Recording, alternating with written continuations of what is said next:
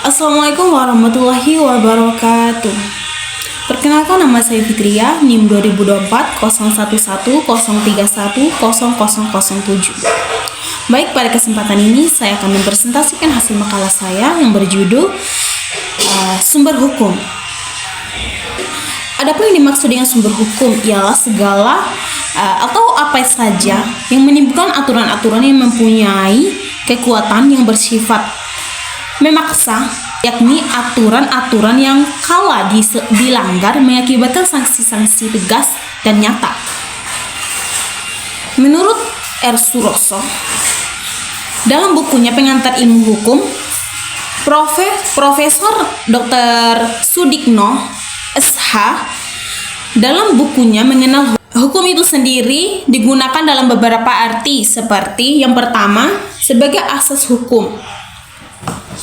Sebagai sesuatu yang merupakan permulaan hukum, misalnya kehendak Tuhan, akal manusia, jiwa, bangsa, dan sebagainya. Yang kedua, menunjukkan hukum terdahulu yang memberikan bahan-bahan kepada hukum yang berlaku sekarang, misalnya hukum Prancis, hukum Romawi.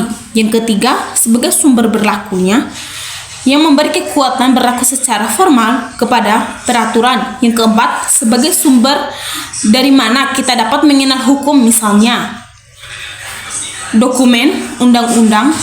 Yang kelima, sebagai sumber terjadinya hukum, sumber yang menimbulkan hukum. Sedangkan menurut analisis kami, sumber-sumber hukum adalah segala sesuatu mengikat sehingga di dalam bergaul atau bermasyarakat mempunyai batasan-batasan yang terdiri dan secara otomatis akan menciptakan suasana yang tertib dan damai. Macam-macam hukum. Menurut R. Suroso dalam bukunya Pengantar Ilmu Hukum mengenai macam-macam sumber hukum, Sudikno menyebutkan sumber hukum dibagi menjadi dua, yaitu sumber hukum formal dan sumber hukum material. Menurut R. Suroso, dalam bukunya Pengantar Ilmu Hukum mengenai macam-macam sumber hukum, Sudikno menyebutkan sumber hukum dibagi menjadi dua, yaitu sumber hukum formil dan sumber hukum material. Yang pertama, sumber hukum formil merupakan tempat atau sumber dari mana suatu peraturan memperoleh kekuatan hukum. Ini berkaitan dengan bentuk atau cara yang menyebabkan peraturan hukum itu dilaksanakan secara formal. Yang kedua, sumber hukum material merupakan faktor yang membantu pembentukan hukum, misalnya hubungan sosial, hubungan kekuatan, kriminologi, lalu lintas, perkembangan internasional, keadaan geografis. Sumber hukum materi dan formil. Menurut hukum materi Indonesia, menurut Kainur Ar-Rasyid dalam bukunya Dasar-Dasar Ilmu Hukum, sumber hukum menurut ahli sejarah itu ada dua, yaitu yang pertama dalam arti sumber pengenalan hukum, yakni semua tulisan, dokumen, dan sebagainya dari sumber tersebut dapat mengenai hukum suatu bangsa dan suatu waktu. Yang kedua, melihat dan mempergunakan dokumen-dokumen, surat-surat, dan keterangan yang lain yang memuat undang-undang yang memungkinkan dia mengetahui hukum yang berlaku masa sekarang. Sumber hukum menurut ahli filsafat ada dua, yaitu ukuran yang harus dipakai untuk hukum agar dapat mengetahui suatu hukum merupakan hukum yang adil. Dengan melihat kekuatan mengingat dalam hukum faktor yang mengikat sehingga orang menaati hukum. Sumber hukum menurut ahli ekonomi. Sumber hukum menurut ahli ekonomi ialah apa yang tampak di dalam lapangan kehidupan, misalnya sebelum pemerintahan membuat peraturan yang bertujuan membatasi persaingan di lapangan dagang, maka ahli ekonomi harus mengetahui di lapangan dagang, maka ahli ekonomi harus mengetahui apa yang dirasakan dan tidak dirasa pasti mengenai persaingan itu. Sumber hukum menurut ahli sosiologi.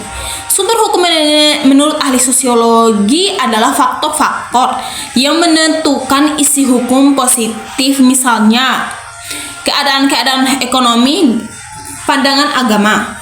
Sumber hukum menurut ahli agama. Sumber hukum menurut ahli agama tertentu berbeda dari banyaknya bagi golongan ahli agama yang menjadi dasar hukum yang paling hakiki dalam kitab suci. Dari pandangan ahli tersebut dapat kita tarik kesimpulan bahwa apapun yang dimaksud dengan sumber hukum dalam ahli kata material ialah segala yang merupakan perasaan hukum, yakni hukum yang pada umumnya yang ada pada masyarakat. Sumber hukum formal di Indonesia. Sumber hukum formal terbentuk pandangan-pandangan hukum menjadi aturan-aturan yang membentuk hukum sebagai kekuasaan yang mengikat. Kebiasaan bermakna perbuatan manusia yang tetap dilakukan berulang-ulang. Dalam hal ini sama apabila suatu kebiasaan tertentu diterima di masyarakat dan kebiasaan itu selalu berulang-ulang dilakukan demikian rupa sehingga tindakan yang berlawan dengan kebiasaan itu dirasakan sebagai pelanggaran. Adat istiadat merupakan himpunan kaidah umumnya bersifat sakral, mengatur tata kehidupan sosial berkembang di masyarakat tertentu sehingga kekuatan berlakunya terbatas pada masyarakat tersebut. Kesimpulan, jadi sumber hukum adalah segala sesuatu yang menimbulkan aturan-aturan yang mengikat dan memaksa, sehingga apabila aturan-aturan yang diselenggarakan akan menimbulkan sanksi yang tegas dan nyata bagi pelanggarannya. Sumber hukum dibagi menjadi dua, yaitu sumber hukum formil adalah tempat atau sumber dari mana suatu peraturan memperoleh suatu hukum. Yang kedua, sumber hukum material adalah faktor yang membantu pembentukan hukum, misalnya hubungan sosial, berhubungan kekuatan politik, situasi sosial ekonomi, tradisi internasional, keadaan, dan geografi. Sekian presentasi dari saya. Mohon maaf bila ada kesalahan dan kekurangan. Wassalamualaikum warahmatullahi wabarakatuh.